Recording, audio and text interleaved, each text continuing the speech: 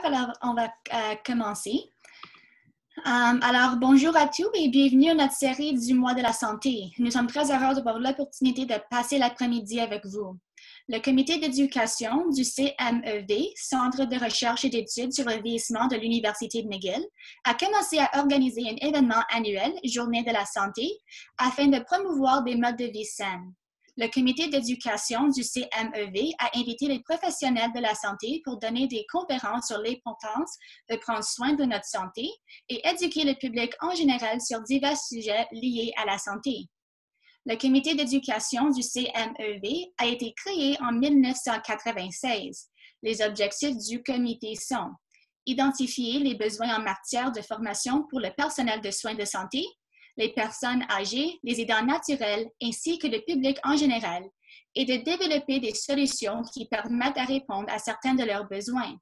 Valoriser l'image positive du processus de vieillissement en luttant pour mettre fin à certains stéréotypes et mythes au sujet du vieillissement, et de diffuser de l'information au sujet de la recherche sur le vieillissement.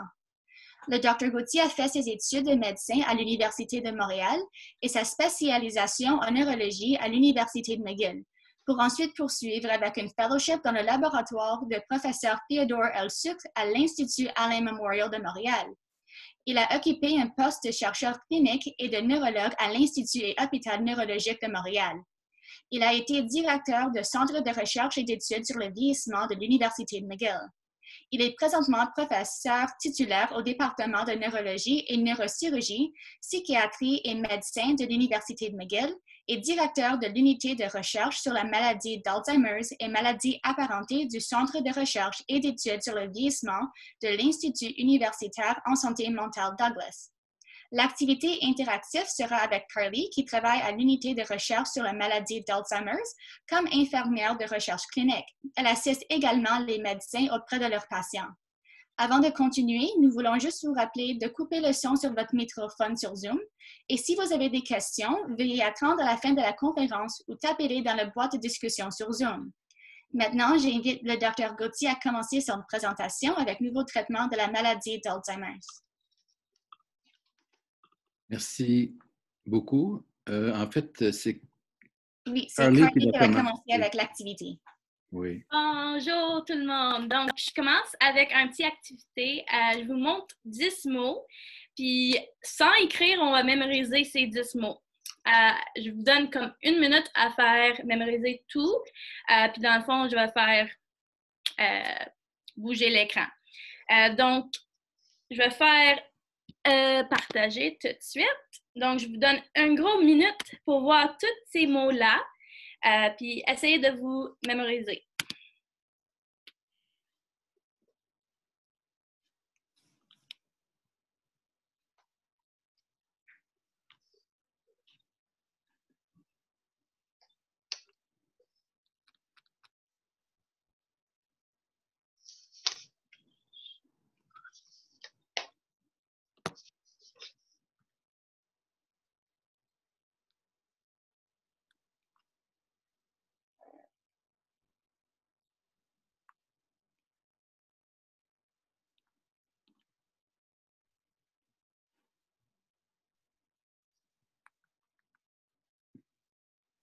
Et là, la minute est finie. Donc, je peux passer à l'autre. Puis à la fin de la présentation de Dr Gauthier, je vais vous demander c'est quoi les 10 mots. Mais pour l'instant, pour faire changer quelque chose, je veux que tu fasses, essayer de faire cet exercice ici. Donc, ça dit de liser cette liste édite la couleur de chaque mot, mais pas le mot lui-même. Donc, essayez-vous de dire la couleur. Oui, pas facile.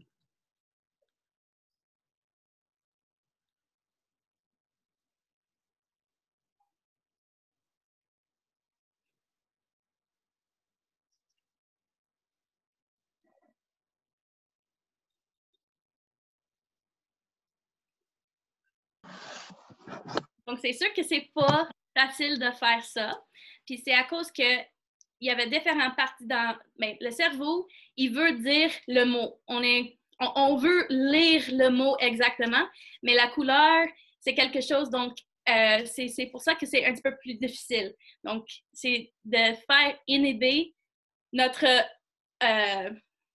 comme qu'est-ce qu'on veut faire, c'est de dire comme jaune. On veut dire le mot, mais il faut dire la couleur. Donc, c'est quand même intéressant. Donc, gardez ces 10 mots que j'ai vous montrés, ça fait probablement 1 minute. Puis, à la fin de la présentation, je vais vous demander c'est quoi. Donc, merci. Et Dr. Gauthier? Merci. Bonjour tout le monde. C'est un plaisir de se voir, même si c'est à distance. Je vais essayer, pas facile la nouvelle technologie, hein? Je vais essayer de partager l'écran avec vous. Voilà. OK. Est-ce que vous voyez l'écran, ma diapositive où c'est marqué « Nouveau traitement ». Oui, ça a marché. OK. Alors, j'ai préparé une courte présentation d'une dizaine de minutes pour qu'on puisse, que ce soit plus organisé, étant donné que le sujet qu'on a proposé aujourd'hui pour discussion, c'est le traitement, les nouveaux traitements. Mais pour en parler, il faut dire quelques mots sur les traitements actuels pour mettre en perspective ce qui s'en vient après. L'autre chose, c'est que la maladie d'Alzheimer, c'est une maladie complexe où il y a différents types de symptômes. Par exemple, vous voyez ici une illustration de l'histoire naturelle de la maladie chez la majorité des gens qui ont l'Alzheimer. Vous avez au début, à gauche, une première bosse, c'est les changements d'humeur. C'est souvent des gens dans la soixantaine ou 70 ans qui réalisent qu'ils sont un peu moins vite pour réfléchir, un peu moins vite pour comprendre ce qui se passe. Donc, ils ont tendance à se retirer un petit peu socialement. Ensuite, ils sont plus tranquilles ou ils sont un petit peu plus impatients s'ils ne se souviennent pas de quelque chose. Donc, il y a des petits changements qui ne sont pas spécifiques. On peut voir ça pour toutes sortes de raisons, chez des gens déprimés, chez des gens qui sont durs d'oreille, puis ne comprennent pas ce qui se passe autour. Il y a toutes sortes de raisons. Ce n'est pas spécifique pour la maladie d'Alzheimer. Mais c'est une période de la maladie quand même qu'on peut reconnaître. Et si on a des tests biologiques, comme une prise de sang, qui peut démontrer que vous avez déjà dans le cerveau la maladie d'Alzheimer, vous pourriez théoriquement traiter au stade de la maladie où il n'y a pas de trouble de mémoire, il n'y a pas de perte fonctionnelle avant la démence. On va revenir là-dessus tout à l'heure. Ensuite, vous avez fonction cognitive, ça c'est mémoire, chercher ses mots, chercher son auto, décider quoi cuisiner ce soir, décider quoi mettre pour s'habiller. Ça, c'est plus classique comme changement dans le temps. Ensuite, vous avez une deuxième période de la maladie avec une autre bosse, c'est les troubles de comportement qu'on voit chez certaines personnes, pas tout le monde, où on ne reconnaît pas toujours la maison, surtout le soir, on ne reconnaît pas toujours son conjoint, le mari que j'ai marié, il avait des cheveux, lui, il n'y en a pas. Et c'est pas facile pour la famille, cette période-là. Mais comme vous voyez, les comportements dérangeants peuvent, avec le temps, disparaître. Alors, si jamais on fait face à une période plus difficile en cours de maladie d'Alzheimer, on peut se consoler en se disant, bien, ça va passer, il va y avoir d'autres choses après. Puis s'il y a des traitements à donner, il faut réévaluer à tous les 3 mois s'ils sont encore nécessaires.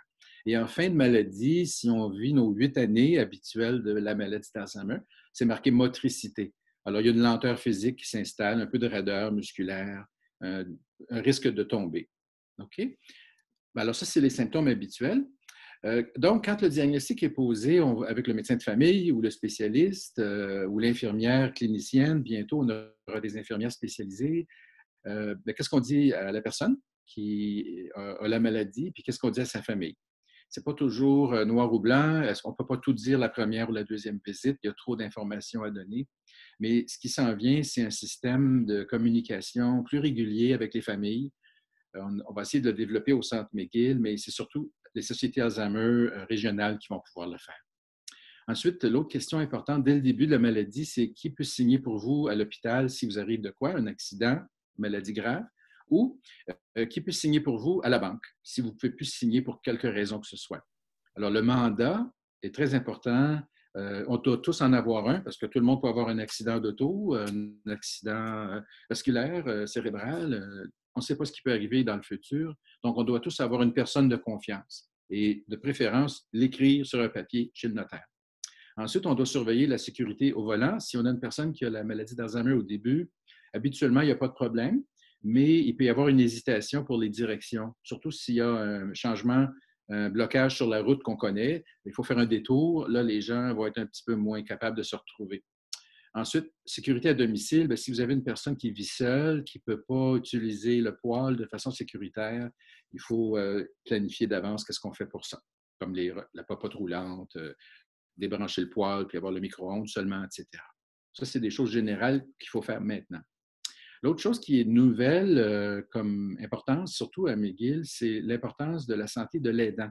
Et on a toute une école maintenant qui s'est formée à McGill sous la direction de Claire Webster pour former les aidants, les informer sur ce qui s'en vient, les informer sur les ressources disponibles à travers la communauté, les guider à travers les 8 années de la maladie. L'autre chose aussi qui est importante, puis ça, c'est les médecins de famille qui ont le gros rôle, c'est les maladies associées. Autrement dit, une personne de 85 ans qui a la maladie d'Alzheimer, elle a aussi des problèmes de cœur, des problèmes de rein, de l'arthrite, est anticoagulée peut-être, prend de l'insuline. Il y a toutes sortes de maladies souvent en plus de l'Alzheimer, et puis il faut gérer les autres maladies en même temps. Enfin, il y a les médicaments symptomatiques. On ne va pas s'attarder là-dessus aujourd'hui parce que ce n'est pas le sujet principal, mais s'il y a des questions, on peut en parler. Mais il existe des médicaments pour aider les symptômes principaux de la maladie. Je vais revenir là-dessus dans un instant. Juste souligner le fait qu'on soit à risque simplement parce qu'on vieillit ou qu'on a des symptômes très légers, ou même si on a déjà la maladie d'Alzheimer, tout le monde doit surveiller sa pression, faire de l'exercice physique. Si on a du diabète, le traiter de façon correcte. Ensuite, il faut corriger les difficultés pour entendre et voir. Et ça a été maintenant reconnu par surtout des gériatres que les gens âgés qui ont des troubles d'audition non corrigés par des appareils ont des troubles de mémoire, simplement parce qu'ils n'entendent pas ce qui se passe. Et puis, ça augmente peut-être le risque de perte cognitive et de démence. La dépression est très fréquente chez les aînés, est encore plus fréquente si vous avez une maladie d'Alzheimer au début, parce que les gens peuvent réaliser encore ce qui se passe par rapport à... Ils ont connu la maladie chez quelqu'un d'autre dans leur famille, et ils savent qu'ils ne pourront pas contrôler leur vie autant qu'avant. Donc, il y a beaucoup de raisons d'avoir une dépression en début de maladie d'Alzheimer. Donc, il faut vraiment la traiter dès le début. Enfin, il y a beaucoup d'apnée du sommeil dans la population, même chez des gens qui n'ont pas de grosse bedaine. Même des gens relativement minces peuvent avoir de l'apnée du sommeil. Et c'est relativement facile à diagnostiquer. On peut faire un dépistage à la maison en portant au bout du doigt une espèce de pince qui mesure l'oxygène dans le sang, une oxymétrie, et puis c'est mesuré à travers la nuit. Et puis si on voit qu'il y a des moments dans la nuit où vous avez moins d'oxygène, c'est probablement parce que vous avez de l'apnée du sommeil. La deuxième étape, ce serait d'aller passer une nuit dans un laboratoire de sommeil pour confirmer qu'il y a un blocage intermittent. Et là, les gens vont vous suggérer un type de masque. Il y a différents modèles pour qu'il y ait une pression constante pour empêcher le blocage pendant que vous dormez. Et enfin, l'autre chose générale pour la prise en charge, c'est prévenir les chutes. Alors, surtout si vous habitez seul, il faut s'assurer qu'il n'y a pas de tapis qui pourrait vous faire glisser la nuit, qu'il n'y a pas d'obstacle entre le lit et la salle de bain, etc. Souvent, ça prend une évaluation à la maison faite par une ergothérapeute ou une travailleuse sociale ou une infirmière pour vérifier si la maison est sécuritaire. Alors, les médicaments, les voilà. Vous les connaissez bien, ils ne sont pas nouveaux. Donc, on va juste résumer les grandes lignes. Les premiers, ce sont ceux qui augmentent le niveau d'acétylcholine dans le cerveau, un peu comme on fait pour le Parkinson, où on augmente la dopamine dans le cerveau. Pour la maladie d'Alzheimer, on augmente l'acétylcholine. Et ce sont des médicaments qu'on utilise au stade léger à modéré de la maladie. Ça fonctionne à peu près la moitié du temps, où on peut voir une amélioration dans les 3 mois qui suivent le début du traitement. Les gens semblent intéressés plus qu'avant à faire des choses qu'ils faisaient avant. Et il y a une stabilisation relative des symptômes pour 1 an, parfois 2 ans. La deuxième catégorie de médicaments, la mémantine, c'est un vieux remède qui vient d'Autriche, qui est maintenant fabriqué à Montréal, qui agit sur un autre transmetteur chimique complètement différent de l'acétylcholine. C'est un transmetteur chimique qui semble excessif dans certains stades de la maladie d'Alzheimer. et c'est plutôt le stade modéré à sévère. Donc, la mémantine est généralement utilisée au stade modéré à sévère. Ça peut être le stade où vous êtes encore à la maison, mais il commence à faire noir le soir, ça vous inquiète, un petit peu d'anxiété, d'agitation. La mémantine peut aider à prévenir cette agitation. La troisième catégorie, ce sont les antidépresseurs que vous connaissez peut-être. Comme j'ai dit, la dépression est souvent fréquente au début de la maladie. Donc, venlafaxine, Effexor, ou citalopram, ou des variations de ces médicaments-là qui agissent sur la sérotonine sont souvent utilisés. Les deux autres, trazodone et mirtazapine, sont des vieux antidépresseurs qui aident à dormir. Donc, on les donne le soir. Et ça peut être parfois utile pour les gens qui sont anxieux le soir, surtout au mois de novembre, quand il fait noir de bonne heure, le syndrome du crépuscule, le sundowning, ce qui est très fréquent chez nous à cause de nos automnes et nos hivers. Et en fait, la quatrième catégorie qu'on aime moins, mais parfois c'est nécessaire, ce sont des antipsychotiques qui pourraient être nécessaires chez certaines personnes pour un certain temps, peut-être 3 mois, peut-être 6 mois, s'il y a des hallucinations qui causent beaucoup de détresse. Si vous voyez des gens chez vous, puis vous pensez que c'est des bandits, puis vous êtes tout anxieux à cause de ça, si les médicaments des autres catégories n'aident pas, il faut donner un antipsychotique. Si vous avez une personne qui croit vraiment fort que les gens veulent le voler, que la famille complote pour prendre leur argent, les placer, il n'y a pas moyen de le faire changer d'idée autrement. Les antidépresseurs n'ont pas aidé. Alors là, parfois, il faut utiliser un médicament comme risperidone. Alors ça, ce sont les médicaments déjà disponibles. Les médecins de famille, les spécialistes les connaissent bien. Là, on va parler plutôt de ce qui s'en vient. Alors, pour parler de ce qui s'en vient, il faut élargir le diagnostic. À date, les symptômes dont j'ai parlé, c'est au stade de la maladie d'Alzheimer qu'on appelle démence. Démence, c'est le vieux concept qui date d'un siècle, qui dit, vous avez des troubles cognitifs, mémoire, langage, chercher son auto, prendre des décisions, qui affectent la vie de tous les jours.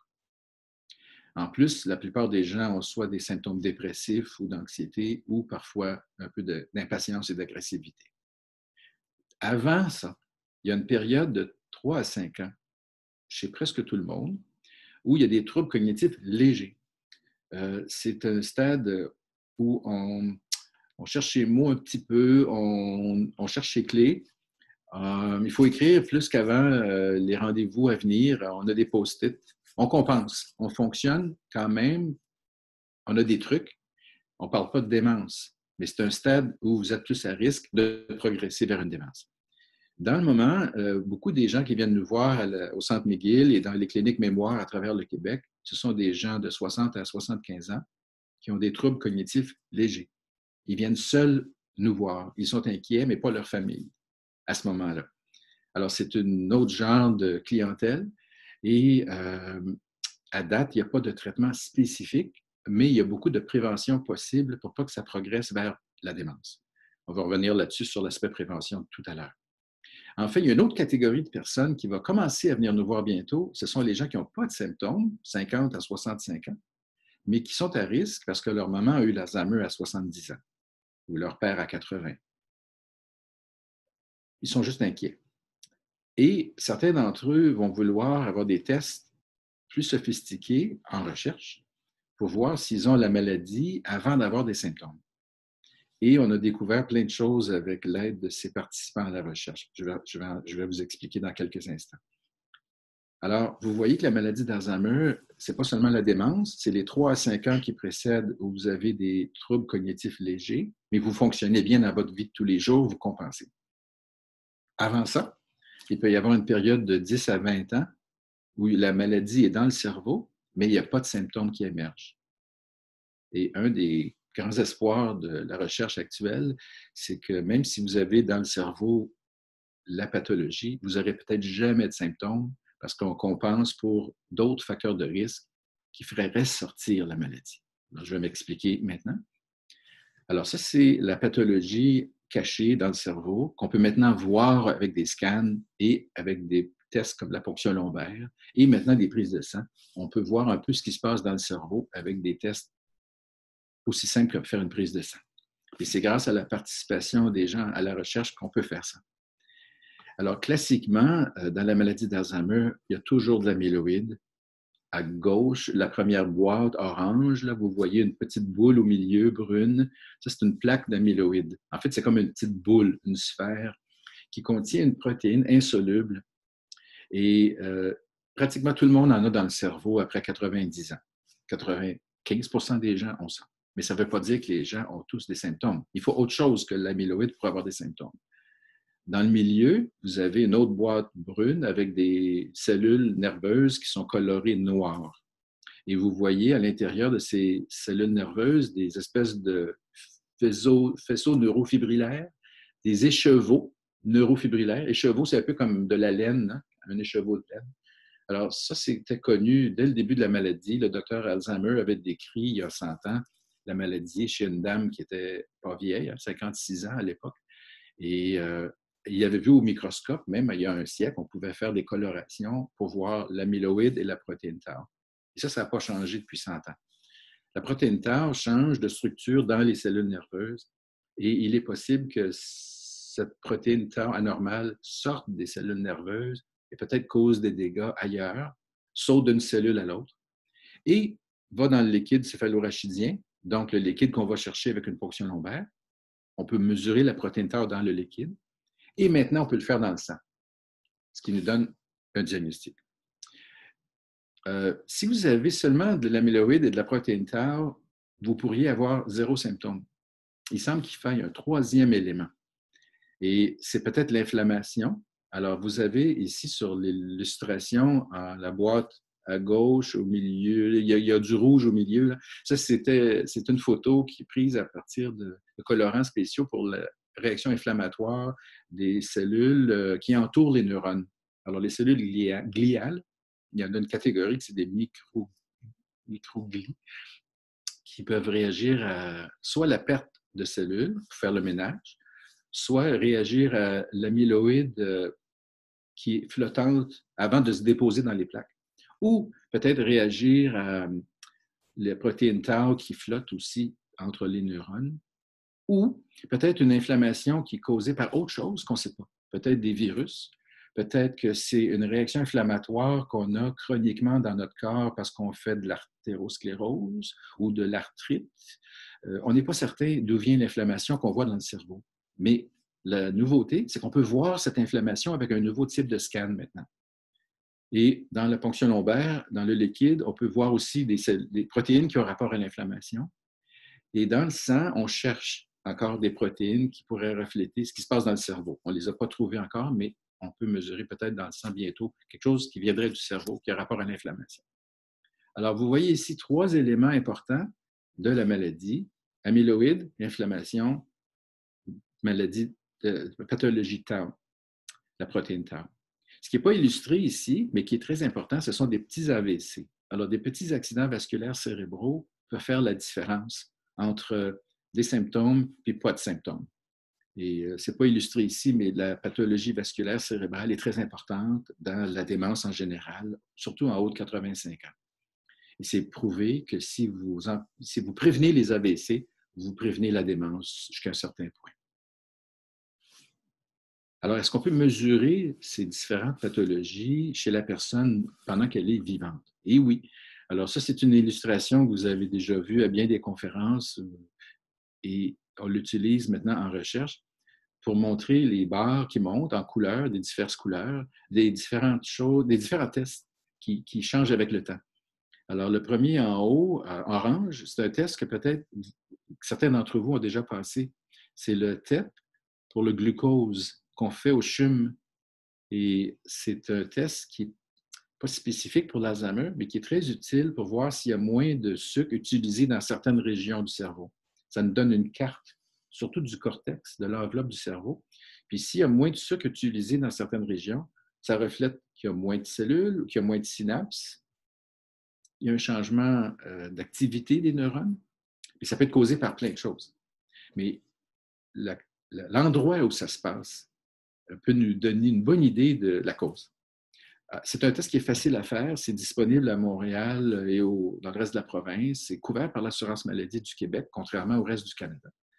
Et c'est le genre de test qui est fait dans la plupart des cliniques mémoire si vous avez soit 55 à 80 ans avec des troubles de mémoire légers, on va habituellement faire ce scan. Ce qui n'est pas fait de routine, ce sont des PET, des TEP pour l'amyloïde et la protéine tau, mais ça, on le fait en recherche. Je vais vous montrer une illustration dans un instant. Qu'est-ce que ça donne? Ce qui peut être fait en clinique aussi, avec une ponction lombaire, et puis de plus en plus de gens se sentent à l'aise pour avoir une ponction lombaire. C'est pas pire que d'avoir une prise de sang quand c'est une personne qui a vraiment l'habitude de faire des ponctions lombaires, comme le docteur Rosanetto, le docteur Vitali, chez nous. On peut mesurer dans le liquide plein de choses. Alors, l'équivalent de 3 scans, on peut avoir une ponction lombaire pour mesurer les protéines qui s'accumulent avec le temps. Il faut que vous sachiez aussi, maintenant qu'on parle des médicaments qui s'en viennent, que certains d'entre eux vont être utilisés seulement pour certaines catégories de malades. Ce n'est pas tout le monde qui aura besoin d'un remède parce que, par exemple, si on enlève l'amyloïde avec le remède puis vous n'en avez pas dans le cerveau, ce n'est pas un remède pour vous. Par contre, si vous avez beaucoup de protéines tau, peut-être que ça prend un médicament pour la protéine tau plutôt qu'un médicament pour l'amyloïde. Si on découvre que vous avez beaucoup d'inflammation active, peut-être que ça va prendre un médicament pour l'inflammation à ce moment-ci de votre maladie. Alors, tout ça pour dire que maintenant, en recherche et puis bientôt en clinique, surtout pour utiliser les nouveaux traitements, il va falloir faire un bilan biologique des gens. Alors, est-ce qu'il y a trop d'amyloïdes dans le cerveau? Est-ce qu'il y a trop de protéines tau dans le cerveau? Est-ce qu'il y a de l'atrophie, de neurodégénération, moins de cellules? Et pour ces tests, habituellement, c'est l'IRM et le TEP, mais bientôt, ça sera remplacé par une prise de sang. Alors ça, c'est une illustration d'un participant à la recherche au Centre McGill qui avait l'air d'avoir l'Alzheimer classique, trouble de mémoire qui dérange un peu son fonctionnement. Sa famille l'aidait pour gérer ses finances, conduisait encore son auto, mais dans des endroits familiers. Mais regardez la première image en haut, il n'y a pas de rouge nulle part, il n'y a pas d'amyloïde. Dans le milieu, c'est l'image avec, surtout à gauche, le rouge, c'est de la protéine tau. Il y en a beaucoup, lui.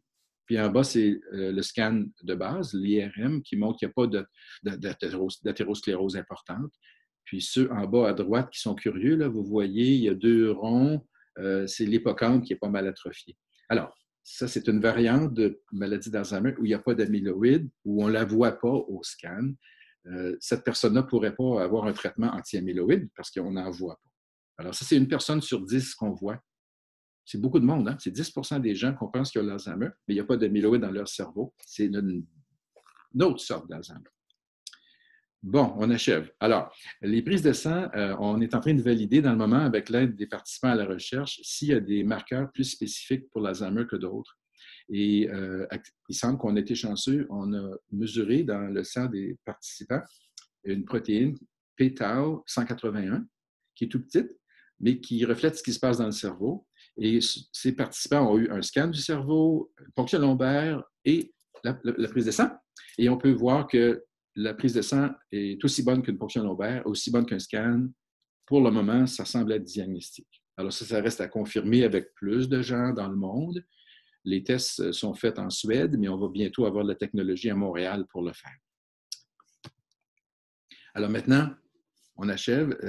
Les nouveaux traitements, tout le monde, prévention. Si vous n'avez pas de symptômes, ça c'est important pour tout le monde. Prévenir les accidents vasculaires cérébraux, prévenir les crises cardiaques. Alors, surveiller sa pression. Si le cholestérol est haut, il faut agir, la diète ou des pilules. Diabète à contrôler, obésité, faire plus d'exercice, etc. C'est ce qu'on appelle le syndrome métabolique. C'est une combinaison de plusieurs facteurs qui s'ajoutent un à l'autre.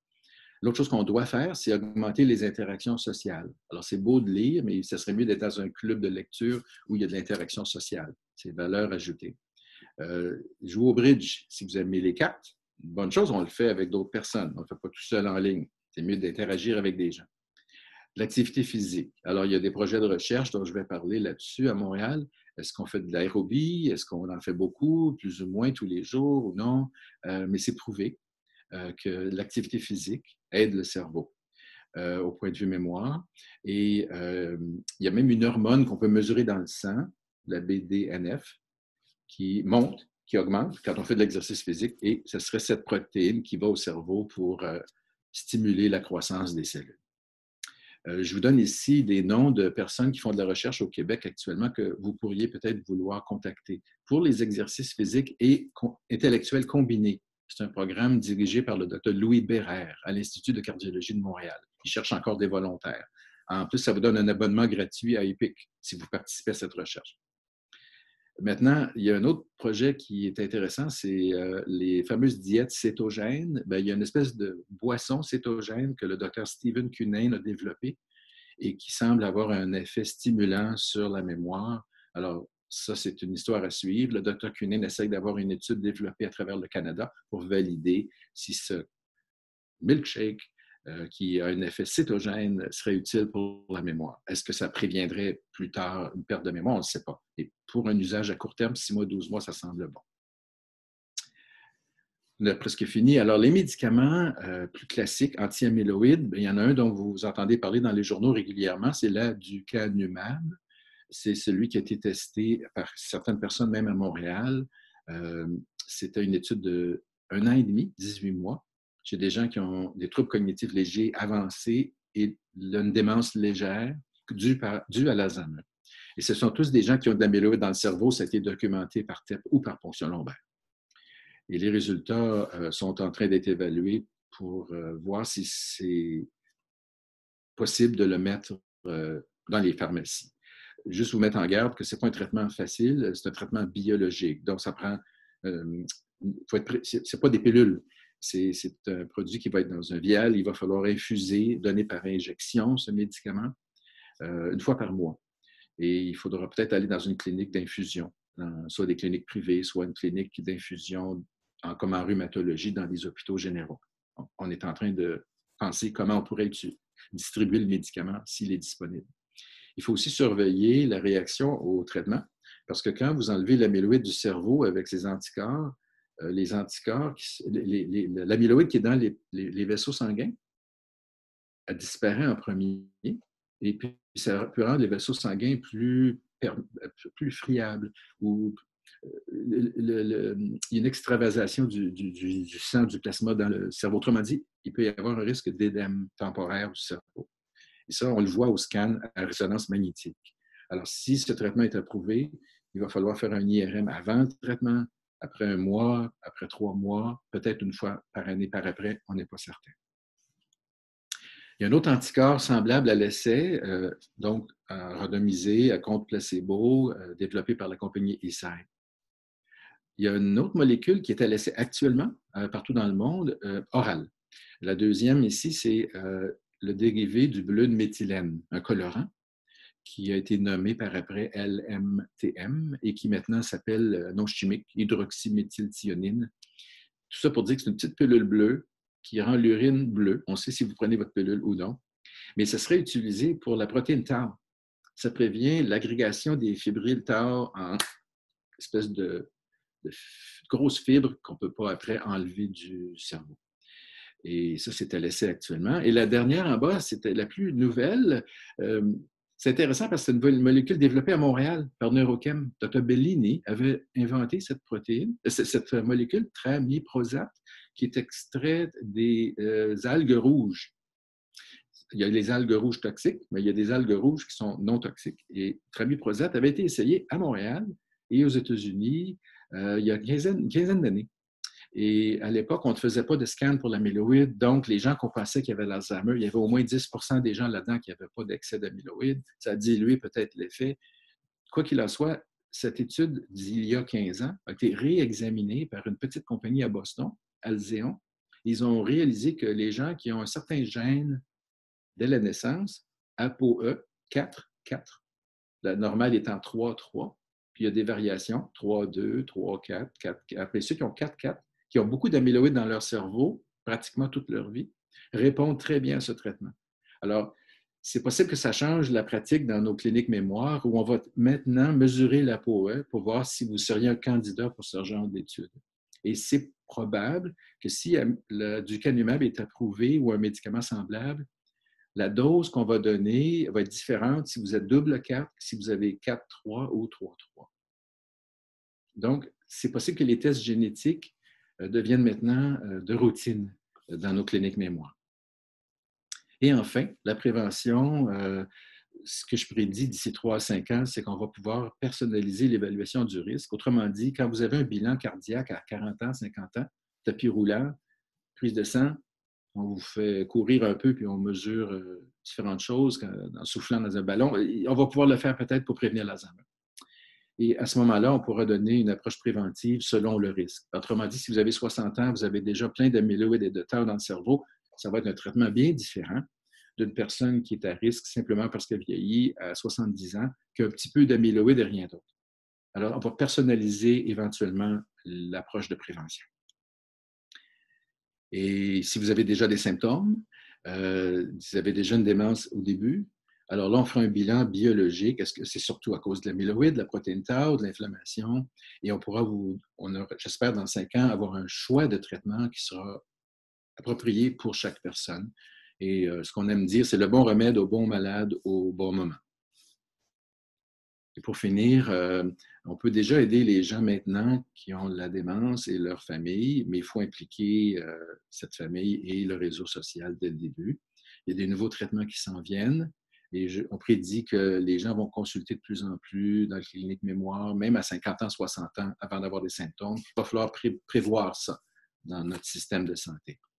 Et tout le monde qui écoute, il faut prévenir les AVC, rester en forme physique et intellectuelle.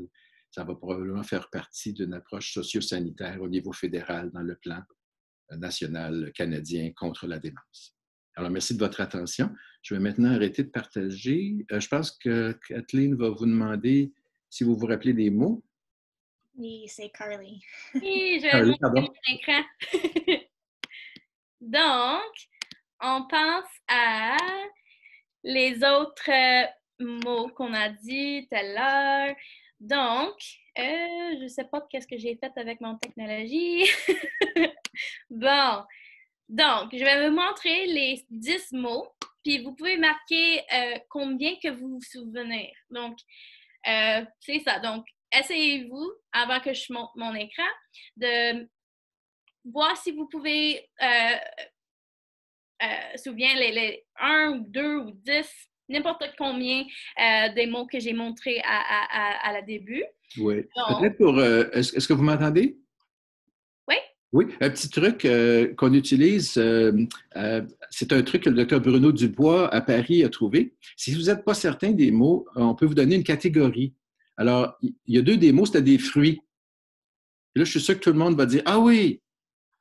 Fraise, framboise. » Si vous savez, vous vous rappelez du mot, une fois qu'on vous dit la catégorie, c'est correct. Ça veut dire que ce n'est pas un trouble sérieux de mémoire. Exactement. Donc, une autre catégorie qu'on a, il y avait des mots, des animaux. Donc, quel animal que j'ai dit? Donc, vous pouvez penser à ça.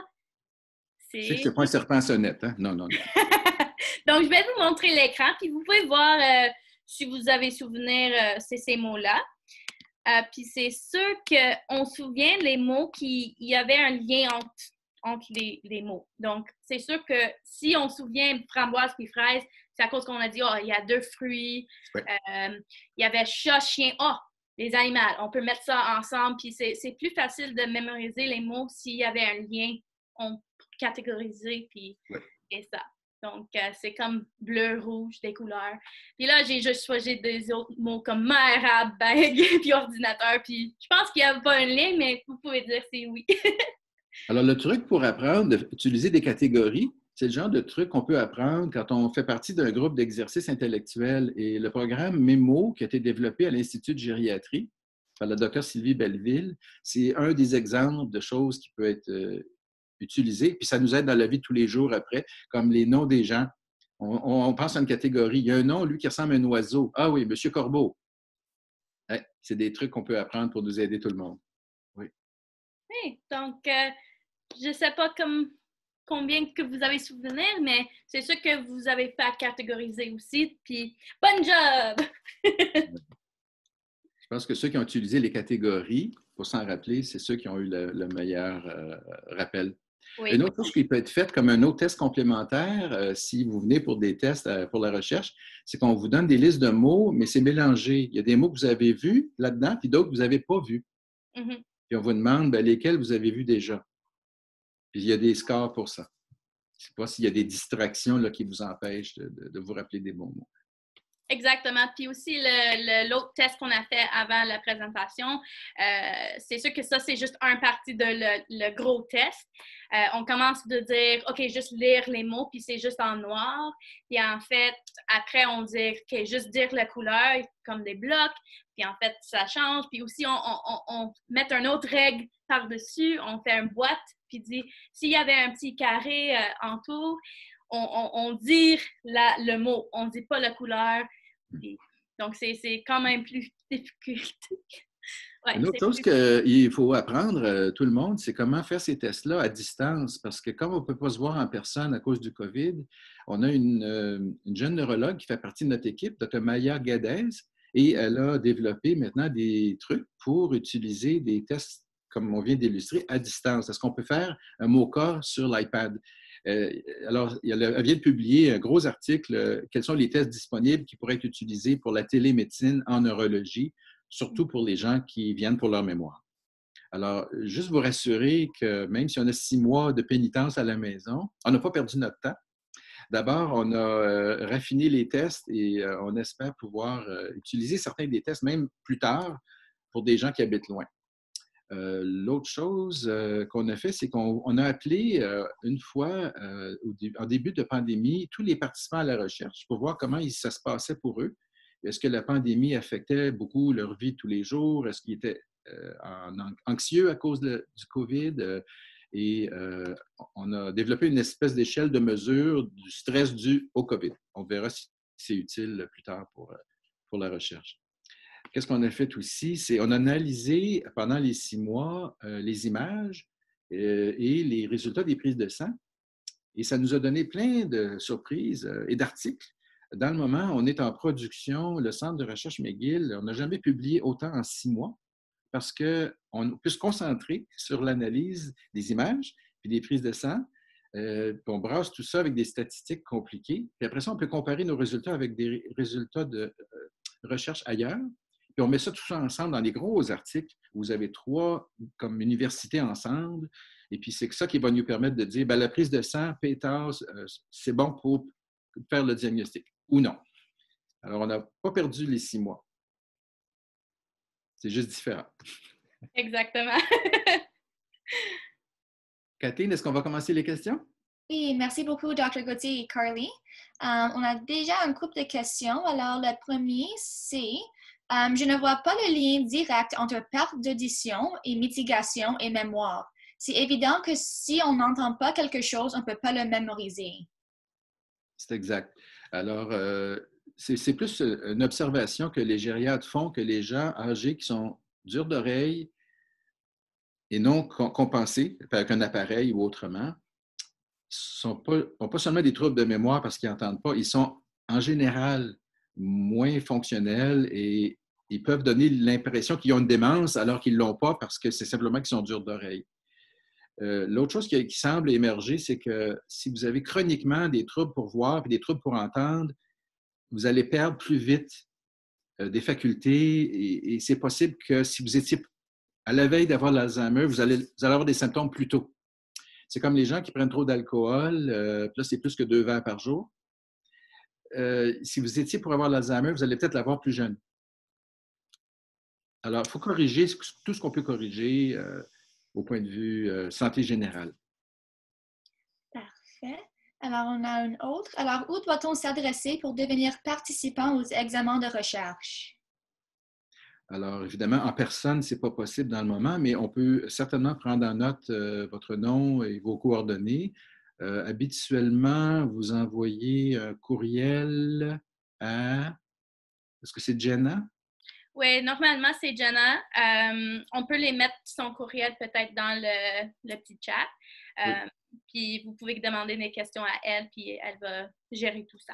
Oui, alors Jenna, c'est une de nos jeunes assistantes qui va vous parler au téléphone la première fois pour voir qu'est-ce qui vous inquiète. Et puis, on a différents groupes de participants à la recherche. Il y a des gens qui sont en bonne santé générale, donc c'est des contrôles. Il y a des gens qui ont déjà des plaintes de mémoire légère, c'est un autre groupe. Puis les gens qui ont une démence légère, c'est un autre groupe. Oui. Parfait. Tout le monde est bienvenu. Alors, on a une autre question ici. Alors, ces inflammations de l'amyloïde peut-elle disparaître seule et sans effet sur le système? Alors, l'amyloïde, une fois qu'elle est déposée dans les plaques, c'est insoluble. On ne pense pas que ça peut disparaître. Sauf peut-être les traitements avec les anticorps anti-amyloïdes. Certains des anticorps vont briser les plaques. Par contre, ça peut causer une inflammation, une mauvaise réaction, et ça semble être le cas avec les premiers anticorps qui ont été essayés il y a une dizaine d'années, le bapinazumab. Ça n'avait pas causé de problème chez les souris qui avaient une espèce d'Alzheimer artificiel. Et quand ça a été donné à des gens, surtout en France, surprise, beaucoup d'édème, beaucoup d'hémorragie cérébrale. Peut-être qu'il y avait eu une réaction inflammatoire aussi qu'on ne mesurait pas à l'époque. On n'avait pas les scans pour le faire.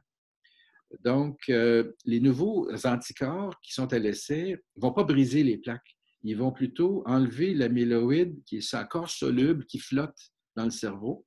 Et ça peut être enlevé assez facilement. Et ce qu'on espère, c'est que si on le fait assez tôt dans la maladie, ça va prévenir une cascade, une séquence d'événements allant jusqu'à la mort des neurones. Parfait. Et une autre. On demande, est-ce qu'il y a une relation entre la gingivite et le MA? Ah, c'est une bonne question. Il y a même de la recherche qui se fait là-dessus en Angleterre. L'idée, c'est que les microbes qu'on a dans la bouche, ce serait accentué si vous avez une gingivite chronique, pourraient aller au cerveau et causer une réaction inflammatoire chronique. L'autre possibilité, c'est que les microbes que vous avez dans la bouche peuvent causer une réaction inflammatoire dans le corps systémique qui aurait un effet sur le cerveau. Mais c'est un champ de recherche, effectivement, actuellement. J'ai vu une demande de fonds qui venait d'Angleterre où les participants seraient allés dans des cliniques dentaires spécialisées. Ils auraient eu un beau nettoyage de dents comme cadeau. Et ce qui est enlevé de la bouche aurait été envoyé dans un laboratoire et cultiver les microbes qui étaient dans la bouche des gens et après ça, donner les microbes aux souris. Puis voir si les souris développent une espèce de maladie d'Alzheimer artificielle. Je ne sais pas s'ils ont eu leur argent, mais c'était une étude intéressante. Parfait. Alors, est-ce qu'un potentiel d'approbation d'aducanumab par la FDA entraîne une approbation immédiate par Santé Canada? Combien de temps entre la date d'approbation et le moment où on peut commencer les traitements? Donc, habituellement, Santé Canada donne une année entre l'approbation américaine et l'approbation canadienne. C'est une tradition qui remonte à bien des années pour voir quels sont les effets secondaires quand on commence à utiliser un nouveau traitement. Donc, une année entre les deux pays, habituellement, pour approuver un nouveau traitement. Ensuite, il y a une autre étape, c'est que les provinces doivent rembourser le traitement. Et ça va être à négocier province par province. On verra comment gérer ça si c'est approuvé par Washington, ensuite Ottawa. Est-ce que le Québec va vouloir financer un traitement qui va coûter probablement 1 000 $ par injection? Donc, c'est une injection par mois. Et combien de temps on va donner les injections pour une personne? Est-ce que ça va être 1 an et demi comme on a fait dans la recherche? Puis si la personne est stable, on continue pour une autre année et demie? Probablement. Est-ce que c'est tout le monde qui va avoir des injections? Non, parce que l'étude a été faite avec des gens qui avaient des troubles cognitifs légers avancés, puis d'une démence légère. Donc, ça ne serait pas pour des gens qui n'ont pas de symptômes, puis ça ne serait pas pour des gens qui ont déjà une maladie d'Alzheimer avancée. Alors, ça va être un débat éthique à venir. Ce ne sera pas un traitement pour toute la maladie, pour tout le monde. Il faut en plus avoir de l'amyloïde dans le cerveau. Autrement, on vous donne un traitement inutile. Alors, est-ce qu'il faut faire une ponction lombaire à tout le monde ou un PET scan à tout le monde? Probablement pas. La prise de sang qu'on a développée avec les Suédois grâce à la recherche à Montréal, probablement va nous sauver pour faire le diagnostic en évitant une ponction lombaire et un PET scan. Parfait. Alors, est-ce que vous pouvez suggérer de manger quelque chose comme des noix pour prévention? Il n'y a pas de traitement diététique qui a été reconnu à date. Il y a des modes. À chaque année, il y a quelque chose de nouveau. Une année, c'était l'huile de coco. Une autre année, c'était le thé vert. C'est simplement des observations qui sont faites dans différents pays, différentes populations. Comme au Japon, si vous avez du thé vert bu de façon chronique, il semble que vous avez moins de risque d'avoir l'Alzheimer. Mais ce n'est pas sûr que le thé vert serait aussi bon ici, parce que ce n'est pas le même profil génétique au Canada par rapport au Japon. Ce n'est pas la même diète du tout non plus. Le dotoxinane à Sherbrooke, ça, c'est ce qu'il y a de plus nouveau comme recherche. Est-ce qu'une diète cétogène aiderait le cerveau? Il semble que oui, pour le court terme. Est-ce qu'il y aurait un effet bon à long terme? On ne le sait pas. Parfait. Alors, pensez-vous qu'un médicament qui réduira de beaucoup les symptômes d'Alzheimer prochainement et pourquoi les femmes sont plus sujettes à avoir l'Alzheimer's? Alors, c'est deux très bonnes questions. La première question, c'est les nouveaux traitements dont on parle, comme enlever l'amyloïde, ça ne va pas aider les symptômes. C'est vraiment destiné à prévenir la progression. Alors, si vous commencez le traitement au stade de troubles cognitifs légers avancés, vous retardez la démence de 2 ans, oh mon Dieu, tout le monde va être content. Si vous avez une démence légère, vous conduisez encore votre auto, quelqu'un vous aide pour l'argent, vous pouvez vivre seul avec un peu de communication intermittente par votre fille, un autre 2 ans de plus, là, on serait content. C'est plus stabilisé. L'autre question, très bonne aussi, c'est est-ce que les femmes sont plus à risque? Oui, pas seulement parce qu'elles vivent plus longtemps que les hommes en général, mais peut-être que l'arrêt d'avoir des hormones, la ménopause, peut-être est un facteur accélérant après pour la maladie cardiovasculaire et cérébrovasculaire. Il y a des gens qui travaillent spécifiquement là-dessus, le rôle du sexe au sens homme-femme dans la maladie. Parfait. Alors, sachant que la plupart des traitements ne font que ralentir la progression de la maladie d'Alzheimer's, croyez-vous qu'un jour la MA sera totalement traitable et pourra être guérie ou ce n'est pas possible? Le mot guérison est parfois utilisé avec les politiciens ou pour faire une campagne. Ils l'utilisent aux États-Unis, A Cure for Alzheimer. Mais de façon réaliste, le vieillissement du cerveau, si vous vivez assez vieux, ça fait partie de la vie. On va tous avoir des petits oublis, tout le monde bénin, mais on peut fonctionner quand même avec notre routine si on a des trucs. Si on pouvait, tout le monde, prévenir la démence, même si la maladie d'Alzheimer est dans le cerveau des gens âgés de 90 ans et plus. Ça, c'est plus réaliste. Alors, ce qu'on devrait plutôt viser, c'est retarder la démence chez presque tout le monde en haut de 100 ans. Puis ça serait déjà une énorme différence dans le monde entier pour le nombre de personnes atteintes de démence. Parfait. Alors, le lien entre la consommation de vin et le MA est-il prouvé? Un ralentissement de la con peut-il être éliminé le risque s'il y a le vin rouge versus le vin blanc? Ah oui, ça c'est une vieille étude d'il y a 15 ans, peut-être 18 ans maintenant, qui avait été faite à Bordeaux, en France. Et c'était assez solide comme information. Alors, si vous avez une population à Bordeaux, dans la région de Bordeaux, qui consomme 0 vin, un peu de vin tous les jours ou beaucoup de vin, bien, c'est ceux qui en consomment un peu. Modérément, c'était 2 verres par jour à l'époque. Pas 2 verres comme ça, là. 2 verres de vin normaux. Il y avait moins de risque d'avoir l'Alzheimer. Mais c'est peut-être pour d'autres raisons. Peut-être que si vous prenez du bon vin rouge, vous mangez mieux, vous surveillez votre santé, vous avez plus de revenus. Il y a d'autres facteurs peut-être qui vont avec ça. Il y a une étude qui a été faite par après aux États-Unis où l'ingrédient antioxydant du vin rouge, le résorcinol, a été donné en pilule versus placebo 1 an chez des gens à risque. Ça n'a rien fait. Mais ce n'est pas pareil comme du vin rouge. Mais c'était un essai d'avoir une étude pour voir s'il pourrait y avoir un ingrédient du vin rouge qui fonctionne. Alors, le message actuel, si vous aimez le vin rouge, tant mieux pour vous. Si vous avez des maux de tête à cause du vin rouge, vous prenez du vin rosé ou du vin blanc. Ça a été démontré dans d'autres études par après qu'un peu de bière, un peu d'alcool, oui, il y a un effet de diminution de risque d'Alzheimer. Ce n'est pas énorme comme réduction de risque, mais c'est réel. Par contre, si vous en prenez trop, là, vous augmentez le risque beaucoup. Alors, il y a une autre personne qui voulait savoir, en somme, êtes-vous optimiste ou encouragé par ces médicaments? En fait, je suis optimiste, pas par les médicaments, mais pour l'ensemble de la prise en charge qui est mieux structurée. Il y a un programme de formation des aidants maintenant à McGill, puis ça va devenir probablement un modèle pour le monde entier. On va mieux suivre les gens à travers la maladie, comme on le fait pour le cancer. Alors, peut-être des infirmières pivots, du personnel qui va vous aider à travers les 8 ans, 10 ans de la maladie pour anticiper les besoins. Les médicaments symptomatiques, ils aident. Si vous êtes déprimé, on peut vous aider beaucoup. Si vous avez une démence au début, les médicaments disponibles vont vous aider au moins pour 3 mois, puis ensuite, relative stabilité pour 1 à 2 ans. On va le prendre, ça. C'est reconnu que si vous prenez les médicaments disponibles actuellement de façon balancée et qu'on s'occupe bien de vous et de votre famille, vous restez à la maison presque jusqu'à la fin de la maladie. Ça, c'est un gros changement par rapport à il y a 10 ans. En fait, on rêve, moi je suis optimiste qu'on n'aura pas besoin de mettre des gens qui ont la démence dans des centres d'accueil autant dans 5 ou 10 ans. Ils vont pouvoir être à la maison ou dans des maisons spécialisées qui ressemblent plus à une famille. Les nouveaux traitements qui s'en viennent, on va voir. Ça ne sera pas une pilule pour tout le monde. Comme j'ai essayé d'expliquer, il y en a qui ont besoin d'antiamyloïdes, d'autres non. Les anti-tau s'en viennent. À date, les anticorps anti-tau n'ont pas fonctionné.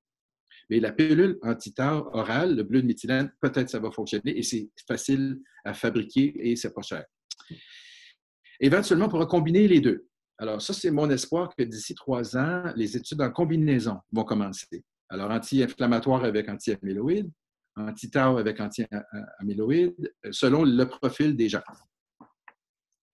Parfait. Alors, on a une autre question. Alors, ça dit, si ma mère a eu la maladie à 68 ans, est-ce que je pourrais faire le test pour voir si je suis porteuse de la maladie? Oui, effectivement, les gens qui sont dans une famille où il y a eu un début précoce. Le précoce, pour nous, c'est 65 ans. Mais si la personne qui a envoyé la question, sa mère a eu la démence à 68 ans, probablement qu'elle avait déjà des symptômes légers à 65 ans. Donc, on peut considérer que c'était un début précoce. Alors oui, ça, c'est le genre de personne qu'on voit au Centre McGill et qui peut participer à la recherche, effectivement. Parfait. Alors, y a-t-il des antécédents familiaux prouvés pour la MA? Si oui, à quel âge devraient se faire tester les enfants de ces familles? Alors, ça rejoint un petit peu l'autre question. Très bien.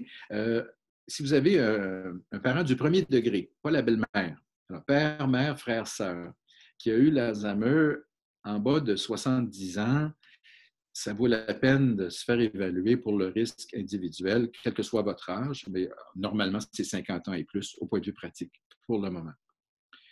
Si vous avez un père ou mère ou frère et sœur qui a eu l'Alzheimer en bas de 50 ans, c'est une autre discussion, surtout si un oncle ou une tante aussi l'a eu. Ça pourrait être une forme d'Alzheimer rare qui est avec hérédité dominante. À ce moment-là, on a un autre programme, nous, qui s'appelle DIAN, pas la fille DIAN, qui s'appelle DIAN, Dominantly Inherited Alzheimer Network. Et le Dr. Osanetto, le directeur du centre, est maintenant en charge de ce programme pour tout le Canada. Alors oui, si vous venez d'une famille où il y a possiblement un gène qui cause l'Alzheimer très jeune, vous allez avoir tout de suite une conseillère en génétique qui va vous appeler. On fait l'histoire familiale ensemble. Et puis, si vous souhaitez, après l'information qui vous est fournie, avoir des tests spécifiques pour les gènes, oui, on peut le faire. C'est couvert aussi par l'assurance maladie au Québec. Parfait. Alors, a-t-on des études sur la gravité des symptômes du COVID-19 et la MA? Pas encore. Alors, très bonne question qui est d'actualité. Malheureusement, ce qu'on a constaté tout de suite, c'est que les gens qui avaient une démence modérée à sévère en centre d'accueil, ils sont morts. La plupart sont décédés. Pas tous. Je fais maintenant des suivis avec des gens qui sont en centre d'accueil et puis ils ont survécu au COVID finalement. Ce n'est pas tout le monde qui en est mort, mais beaucoup en sont décédés. Alors ça, c'est le premier impact. Il faut dire que la plupart des gens qui avaient indiqué leur volonté antérieure avaient dit « Si j'ai un Alzheimer sévère, je ne veux pas aller à l'hôpital. Je ne veux pas avoir de mesures extraordinaires. » Puis dans le cadre du COVID, le respirateur, ça serait considéré comme une mesure extraordinaire. Alors, beaucoup de gens qui avaient l'Alzheimer avancé sont morts en centre d'accueil, mais c'est ce qu'ils voulaient. Okay? Alors, les gens qui ont un Alzheimer plus léger, est-ce que ça a changé l'évolution de la maladie? On ne le sait pas encore. Ça, c'est l'intérêt de l'étude avec des participants à la recherche dont je vous parlais plus tôt, où on les a appelés dès le début de la pandémie, ceux qui étaient à la maison, est-ce que vous vous débrouillez bien? Et puis, on va les revoir, ces gens-là, après Noël, dès que la pandémie a recommencé à diminuer, puis voir si ceux qui étaient COVID positifs, ça a changé quelque chose dans leur évolution, ou ceux qui, même s'ils n'étaient pas COVID positifs, mais qui étaient très inquiets, est-ce que ça a changé quelque chose dans leur évolution? Parfait. Alors, quelles sont les démarches pour se faire tester et à quel endroit? Alors, si c'est pour la recherche, c'est Jenna. Son adresse courriel va être marquée sur quelque part. Peut-être à la fin, vous allez mettre ça sur une diapo. Ouais. Pour l'évaluation clinique, ça, c'est aussi fait chez nous. Même si vous ne voulez pas être en recherche, on peut quand même faire un bilan de votre état cognitif. Ça, c'est une visite médicale régulière. C'est le médecin de famille qui vous réfère. Et la personne contact, c'est Tamar et Mallory, deux infirmiers, deux secrétaires qui gèrent les consultations. Malheureusement, on ne peut pas faire de consultation avec de nouvelles personnes avant la fin de la deuxième vague. Donc, on parle de Noël. Parfait. On a une autre question. Les protocoles par le Dr. Dale Brandenson, Recode protocole, est-il reconnu pour prévenir? Il faudrait être plus spécifique pour le contenu du protocole, désolé. OK. Maman.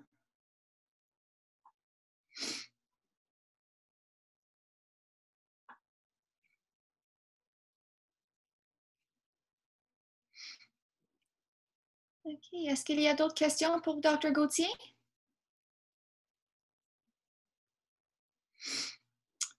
Oui, alors Alzheimer est-il héréditaire? Ma mère a eu le diagnostic à l'âge de 83 ans. En ce moment, est-ce qu'il y a un gros progrès sur les traitements ou est-ce que c'est plus modéré? OK, ça fait beaucoup de questions ensemble. Ça recoupe un petit peu ce qu'on s'est déjà dit avant. 83 ans, c'est une personne sur 4, donc ce n'est pas considéré comme héréditaire. En bas de 75 ans, il peut y avoir l'ApoE 4 qui joue. En bas de 50 ans, ça serait des gènes dominants rares qui peuvent être en cause. Donc, l'âge de début des symptômes chez votre parent du premier degré va influencer la discussion. Autrement dit, en bas de 50 ans, c'est peut-être héréditaire dominant. C'est une conseillère en génétique que vous allez voir en premier pour faire l'histoire de la famille. Si votre proche parent a eu l'Alzheimer entre 60 et 75 ans, peut-être que l'ApoE joue un rôle important. Et maintenant, on va commencer à faire le test pour l'ApoE plus systématiquement parce qu'il y a des protocoles de traitement qui vont être spécifiques pour des gens qui ont le double 4. Avant, il n'y avait pas de raison de le faire chez tout le monde. En haut de 80 ans, c'est l'Alzheimer comme on voit avec l'âge. C'est une personne sur 4 en haut de 80 ans, une personne sur 3 en haut de 90 ans. Parfait. Alors, l'espérance de vie actuelle des personnes atteintes de démence? Alors, si c'est l'Alzheimer, c'est habituellement 8 ans, à partir du moment où la démence est évidente. Mais il faut ajouter à ça maintenant 3 à 5 ans avant, si vous avez des symptômes très légers qui peuvent progresser ou non vers la démence. Alors, c'est plus long qu'avant. Est-ce que les nouveaux médicaments disponibles actuellement ont changé l'espérance de vie? Non. Mais les nouveaux médicaments disponibles maintenant vous gardent à la maison plus longtemps. Ça, c'est prouvé. Pas seulement le médicament, mais tout ce qui vient avec. La prise en charge, le support aux familles.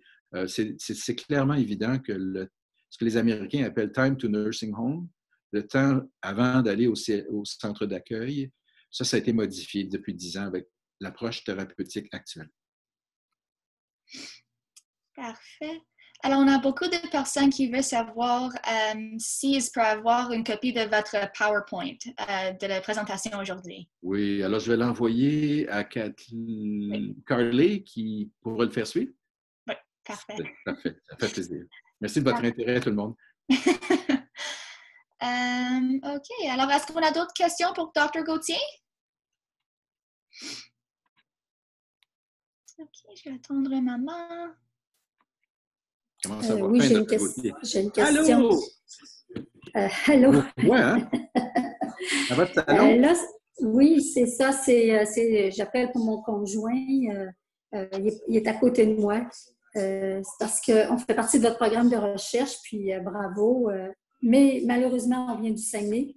C'est c'est un petit peu plus compliqué pour nous, mais j'apprécie quand même votre aide. En ce qui concerne les nouveaux médicaments, là, avec le protocole de recherche, si on avait été candidat pour ces médicaments-là, pour les essais, est-ce que probablement vous en auriez parlé, vous nous en auriez donné? Est-ce que c'est comme ça que ça fonctionne?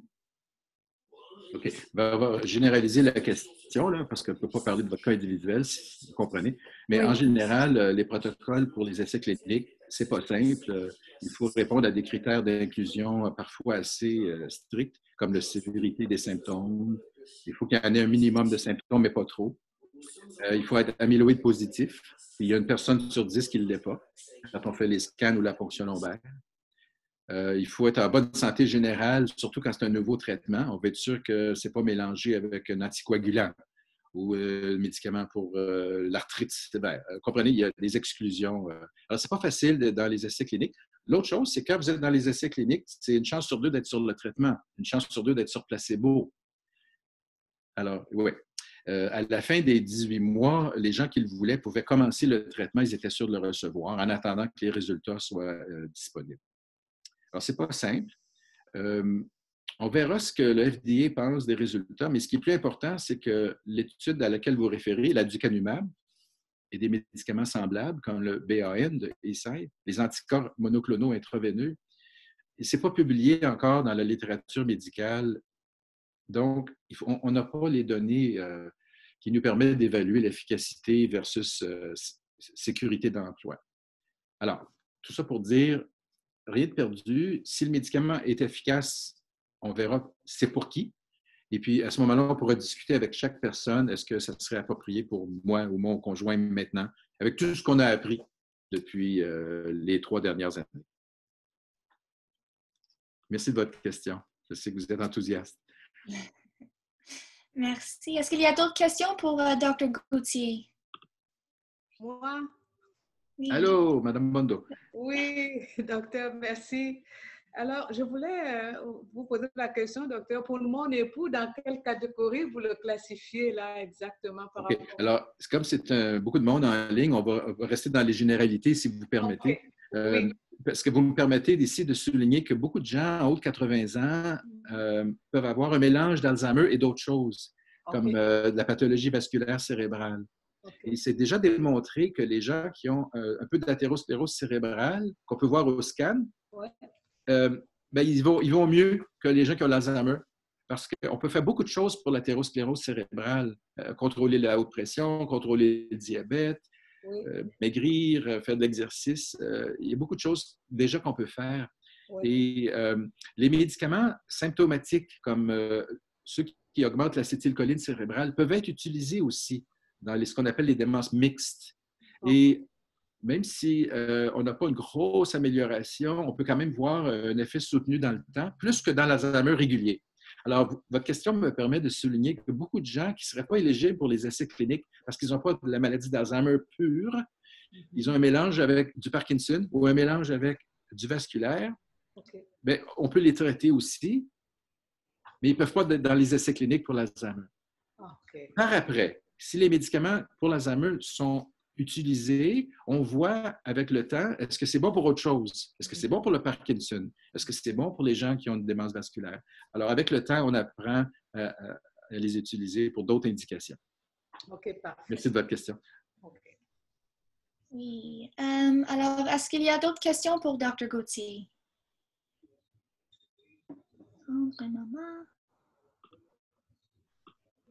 Non?